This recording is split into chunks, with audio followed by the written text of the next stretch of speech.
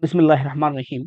Hi everyone. Today in this video, we are going to discuss about the reevaluation of assets and reassessment of liabilities at the time of admission of a new partner. In previous chapter, we have already explained all these topics, but now again we are going to explain all this, which is very easy. See here.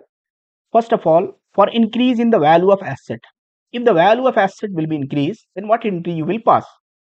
As we know that increase in asset will be debit and decrease in asset will be credit. Here, if value of asset will be increased, then asset account debit to revaluation account. And second one, for decrease in the value of asset, just opposite entry we will pass here, revaluation account debit to asset account. And increase in liability, as we know that if liability will increase, then it will be credit. So revaluation account debit to liability account. And if decrease in the amount of liability, then liability account debit, revaluation account. If there is any unrecorded asset given in the question, then we will record this one, passing entry, which is unrecorded asset account debit to revaluation account.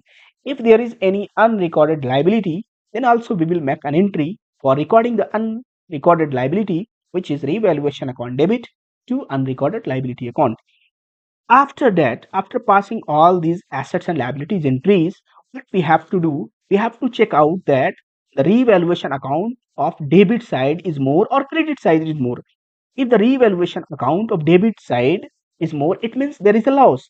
And if the revaluation account of credit side is more, it means there is a profit.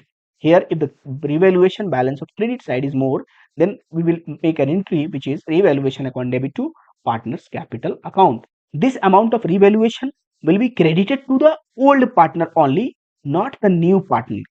In old profit sharing ratio, not the new profit sharing ratio. On the same way, if the revaluation account balance is debit more, then partner's capital account debit to revaluation account.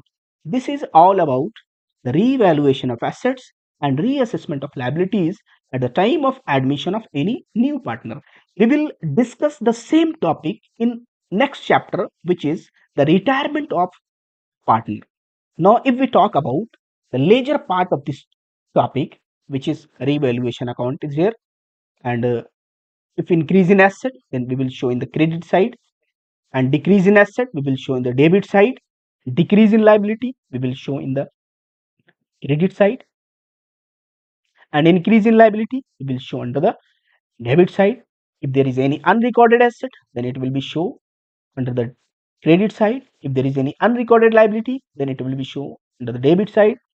And at last, we have to check credit balance is more or debit balance is more. If credit balance is more, then this side we will make the balancing figure and the balance amount will be credited to the partner's capital account. And if the debit balance is more, then this side we will make the balancing figure and we will debit the partner's capital account. This is all about the revaluation of assets and reassessment of liabilities, general and ledger part.